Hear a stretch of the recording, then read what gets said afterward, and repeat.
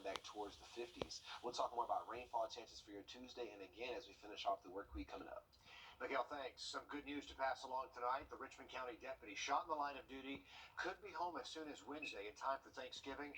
Michael Cole has been in the hospital for 12 days after a suspect shot him in the face during a standoff November the 10th. Our Hallie Turner live in the studio tonight. And Hallie, it sounds like, considering the circumstances, he's doing better than anyone expected.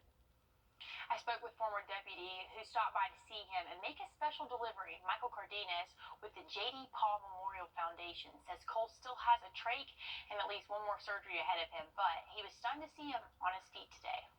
People don't get into law enforcement or do law enforcement for the money. They do it because they want to make a difference. That's exactly how Michael Cardenas felt when he saw Deputy Michael Cole get out of his hospital bed to shake his hand. Wanted to get out of bed to talk to me out of respect, which that totally blew my mind. He's got a little hard road to go, but it's very hopeful. I expect him to make a full recovery, but it's going to take a lot of time. And there again, that's where the extra money comes in. The extra money comes from a memorial foundation created 11 years ago in memory of Deputy J.D. Paul. We help deputies and police officers in the CSRA that go through a hardship, whether it be an injury on duty, which I know a lot of times workers' comp kicks in, the agency takes care of them, but there's other things that are not considered, like when they work specials to make ends meet, which extra money. Money raised by the charity goes to law enforcement in need, like Michael Cole. He showed me where the entry wound was and that the bullet is still lodged in his jaw.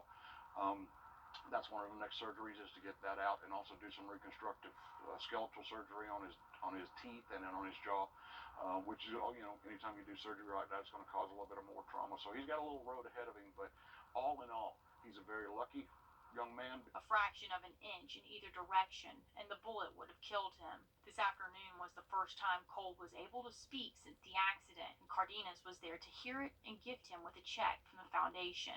He wants to go back to work. That shows you that, he's not doing it for the money. He wants to do it because he wants to be back out there with his brothers in law enforcement and doing a good job.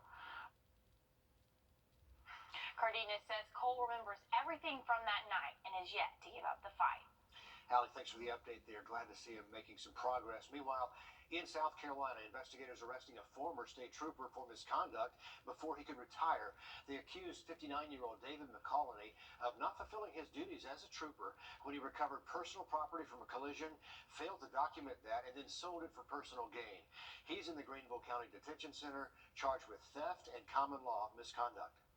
Emmanuel County deputies are asking for your help to find this suspect on your screen. Deputies say 19-year-old Chevy Sluder is wanted in connection to a child molestation case. They say Sluder is described as 6'1" with red hair and blue eyes. Anyone with information on where he could be is urged to call the sheriff's office.